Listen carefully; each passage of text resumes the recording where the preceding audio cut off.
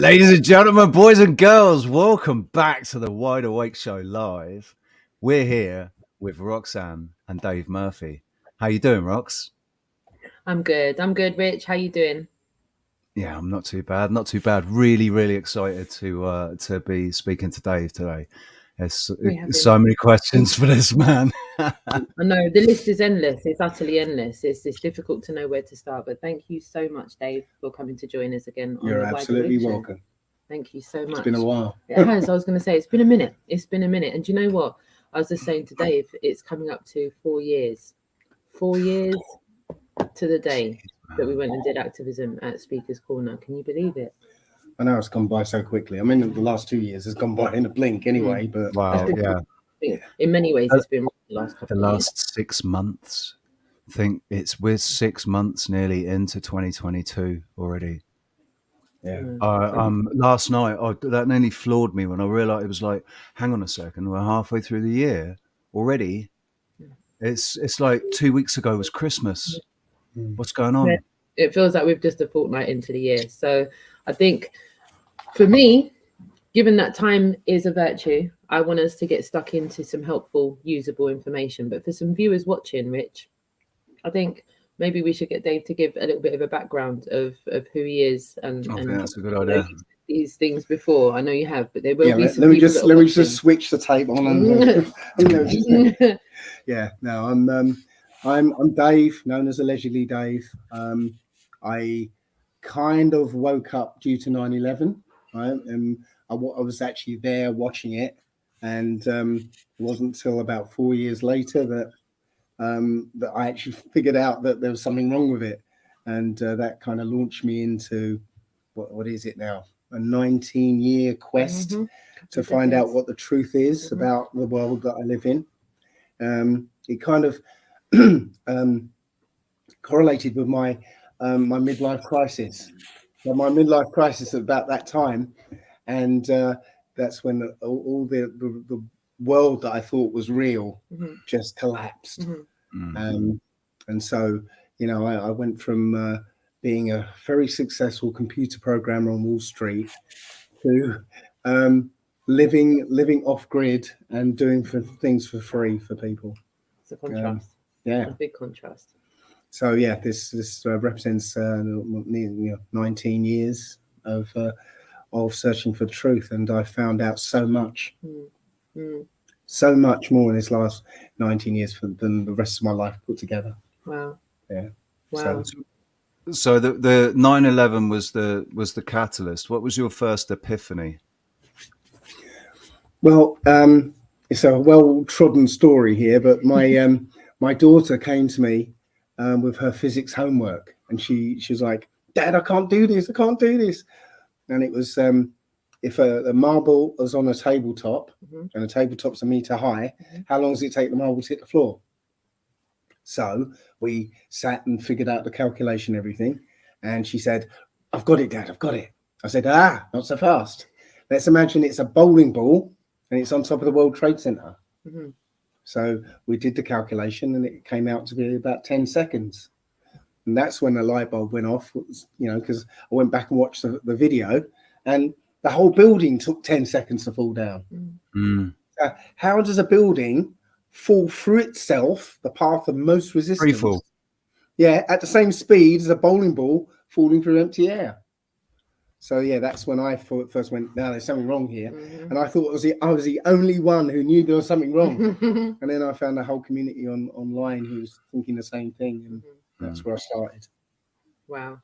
And here you are today, having not only come across these subjects yourself, absorbed them, researched them, you've now got to the point where you're helping other people. You're doing a lot of outreach and working within communities. You've done a lot of work in Europe and in this country. And for you, how has that been, the transition of the life that you had before to now? Well, I can't say it's anything noble as such. I think it's when you get a lot of information, you can either sit on it, you can either sell it, or you can use it to help people. Right now, part of my journey was to show me that money is bullshit. Yeah. So why would I try and make money? I mean, at the moment I'm trying to make some money, but that's another story. But why would I spend my time or use this information to try and make money when I know money's bullshit? So the only thing I could really do is give it to people so it can help people. That's it. That's it. That's it. The lockdown, Rich, has, and for the viewers watching, the lockdown has given people a lot of time to start to discern fact from fiction. So people are now looking into subjects that they may not have ordinarily looked into before. They've given a bit more time to do so. And one thing that's come across to us in the show is that people are really trying to find helpful, usable information that can actually impact their life right now. Stuff that can help them navigate and negate situations that are coming up that they are now awake to. So for us at the show, we want to kind of get stuck into common law. Okay. Common law.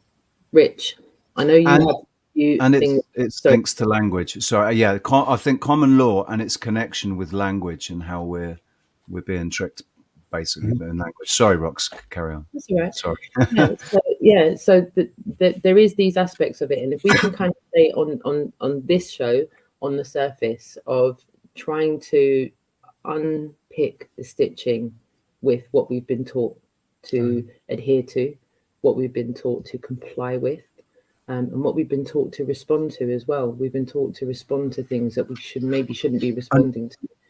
And the things that we've been encouraged to assume, because it's assumption. This is what's really led us down this dark path, is assumption.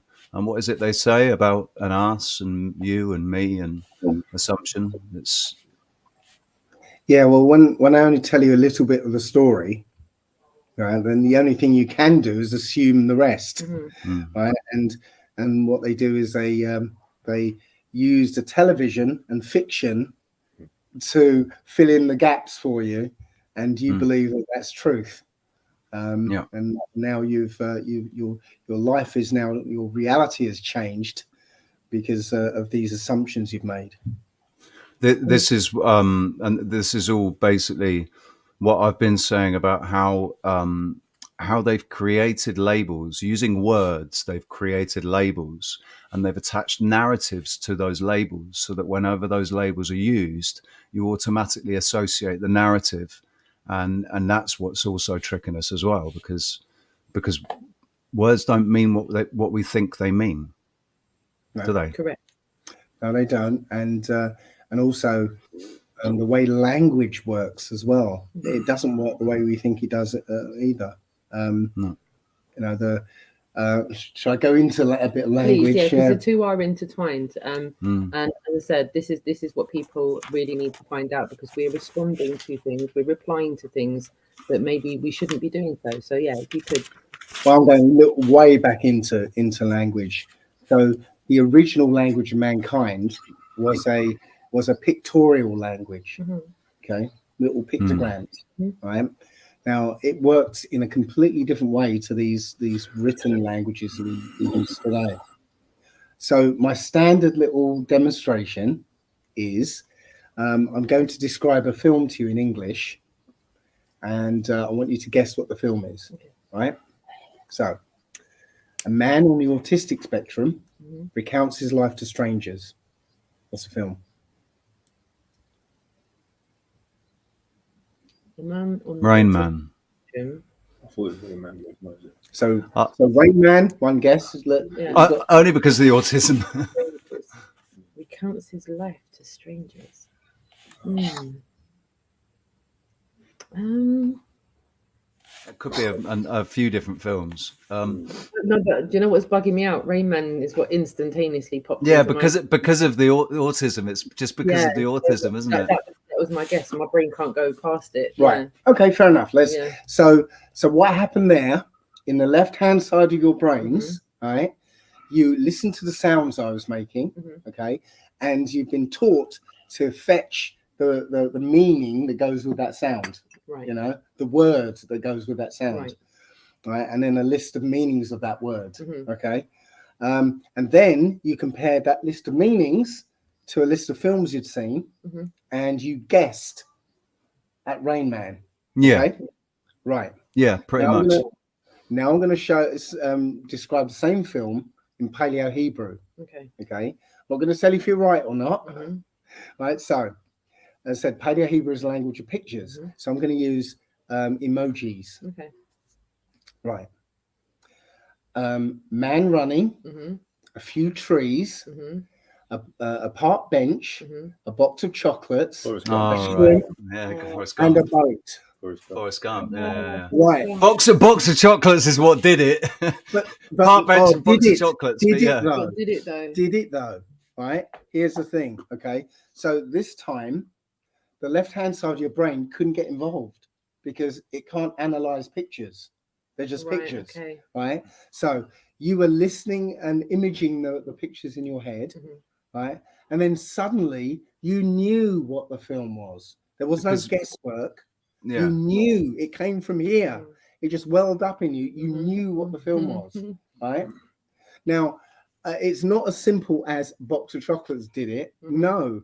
Right. No, well, it was the whole setting. It was the whole setting, It's you know? the whole picture, the word Yeah. Bigger picture. picture.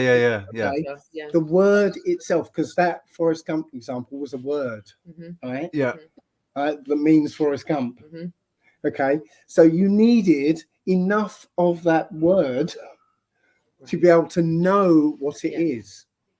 That word picture, I didn't have to spell it. I could put it in any order I liked. Yeah. You'd have still got it. Okay.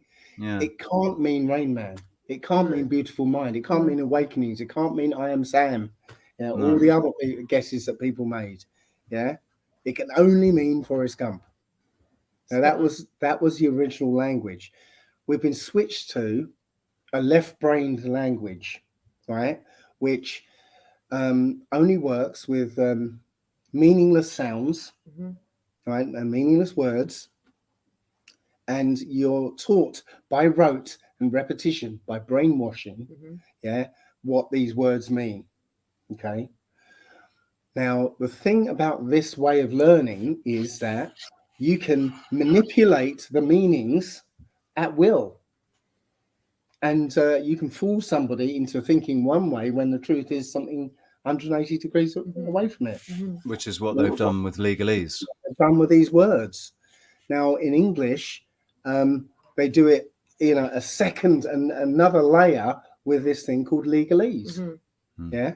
So, I, again, in one of my talks, I give an example, a programming example. So on the top line, I say result equals 0, x equals 10, and y equals 5. Further down in the at the end of the program, it says result equals x plus y. Print result. So what do you think you'll print out? Well, x is 10, y is 5, so the result will be 15. Yeah. But what I don't draw attention to is halfway through the program up on the screen is a line that says x equals 0. So they miss it in that, and you don't notice that x has now been redefined. Mhm. But you'll carry on thinking that x result is 15. Mhm. When result is now 5. 5. So you don't, because you've not seen the step where they've redefined it. Your reality is now wrong.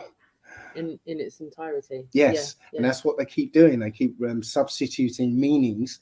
Like just recently, they redefined the definition of a vaccine. Mhm. But people have not realised that the definitions has changed. I still, highlighted it when it happened. Highlighted it when it happened. But most people haven't, and even if you highlighted it to some people, it would have gone in one ear and out the other. Yeah. They're still working on the old definition. Yeah. But reality has now changed. Does that make? I hope that makes sense. It does. No. It does. And people are still in that old paradigm, and they haven't come into the new reality in the sense of that being. And I think you're right. As I've gone around my last 2 weeks, people haven't genuinely absorbed that information that the definition of vaccines has changed. And it's as major as that. Go on, Rich. It's not just vaccines, right? They They use it. The one that I've just recently highlighted is equity.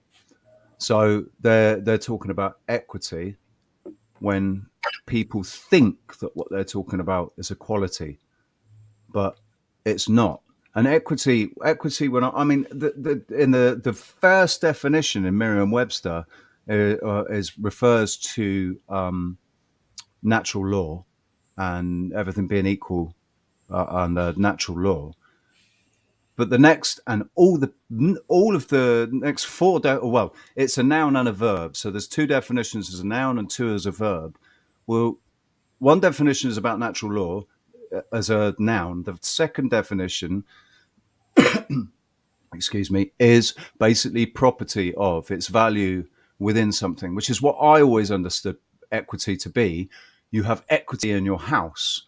When you have a mortgage, you have equity in the house, and depending on how much equity you have in your house depends on how much you can leverage against it for loans and whatever. So it was always a financial thing for me. I never even knew that there was this natural law bit in there, and I don't know when that was added, because Merriam-Webster is changing definitions. It was Merriam-Webster's that actually changed the definition of vaccine.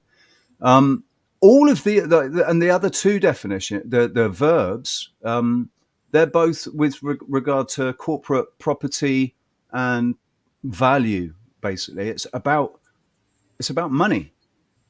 But they've taken this first definition, and the way they're giving it, the way they're the way they're presenting it is that it's like equality, but it's not. Yeah, well, personally, I stay away from things that are too complex for people to understand. So literally, if there's any part of something that people can get confused on, then there'll be others who'll take advantage of that. Right? So I keep things absolutely straightforward and simple, and this is what's got us here in the first place. The people I'm speaking to are genuinely confused as to what they should be doing for the best right about now. They realised since the lockdown that certain aspects of their freedoms and their rights were massively infringed as far as their human rights are concerned. And now navigating life awake to these things, awake to the fact that the straw man is a real thing and that we are identifying as people that we're not, and giving it to people now in a helpful, usable way is genuinely what we're trying to do. Go on, Rich. The words that you've just used just then have highlighted one of the ways that we're being tricked. We're not human beings. That's a corporate fiction. A human being is a corporate fiction. A human is a corporate fiction. We're living men and women. We're not corporate entities. So human rights. This is the language that human rights is about the rights of the cattle, basically, the rights of the monsters. All the monsters. The monster. Yeah. Oh, yeah. Human. Yeah, it's a monster as well, isn't it? Yeah. So humanitarian aid. It doesn't go to the people; it goes to the corporation, because maybe this is a good place to start, because I think, like as you said, Rich, you've highlighted it. I've been using words there. We've incorporated language into this. What is the language that we should be using when we are incorporated? To see what you've incorporated in the language. It's unfortunately there's not much of a way around this, because you know the whole of the English language was manufactured 500 years engineered. Yes, that's what I was saying. Mathematically engineered, and legalese is now another level added on top of it. So yes, you are going to be tripping up using the wrong word, because we're only taught to use one or two words, like the word driving. You know, there aren't too many words to convey the idea that you get in your car and go from place to place. So traveling. Yes, I know, but that's the only other alternative, and we're not used to using that. So sorry, I'm glad you mentioned that one, because that was something that I made a note on about the driving thing. So if you're traveling in your car, you can travel with if you're if you take passengers in your vehicle, or in your car, if you take passengers in your car, do you then become a driver because you're transporting other people? No, you become a driver if you're being employed or contracted to move goods or put people or passengers from place to place. Right. So if you're moving goods from place to place, that doesn't automatically make you. It doesn't say that you're conveying goods. You're a carrier of goods. There has to be a contract in place to say you will take from here to here, and then you are a driver. Exactly. Work. So Right. if you've got a pickup truck, yeah, and you go down to Wicks or somewhere and pick up some stuff and take it to a site, yeah. Well, if you're employed to do that, if you're doing that as part of your job, then you're a driver, yeah. But if you're just doing it because you want to move some stuff over there and you want to build a patio or something, well, that's traveling. You're traveling to do that, right. Yeah. You have to be employed. So a taxi driver is a driver, a bus driver is a driver, a lorry driver is a driver. Anyone who's driving a vehicle that's employed to do so. Yeah. Workmen. It's do you know, it's something that was actually highlighted to me back in 2005, I think it was, when I was working. I was doing a temporary work for the post office. So I was a mailman, basically, but a temporary mailman, and I was using my car because it was too far to ride, and they said, "Oh, just use your car." So I used my car, and then somebody pointed out to me that with my insurance, with my car insurance, I could travel to and from work with my car insurance. But as soon as I did anything during work time in my car, it was technically, I wasn't then insured because I was only insured to travel to and from work. Okay. So, when I say it highlight, it wasn't highlighted. It was just, it was an instance where the use of the word traveling, where they say traveling, you can travel to work. They don't say you can drive to work. They say you can travel. I bet though that didn't make sense to you at the time. No, not really. No, because it's like traveling, drive. It's the same thing, isn't it? Because assumptions. Well, this came about because we can access the public roads as sovereign beings. We can access the public roads any way we see fit. Yeah, which are waterways. The public roads are waterways. Did you know that? And they're actually technically not. They are waterways because of the post, because of something to do with the post, because of maritime law. Okay, well, since maritime law has been, unlawfully placed over the top of everything, yeah, I'm not even giving it a second thought. Yeah, the public highways, yeah, we have the inalienable right to travel them and access them as we see fit. Yeah, government, right? Their only task is to regulate commerce on the public highways.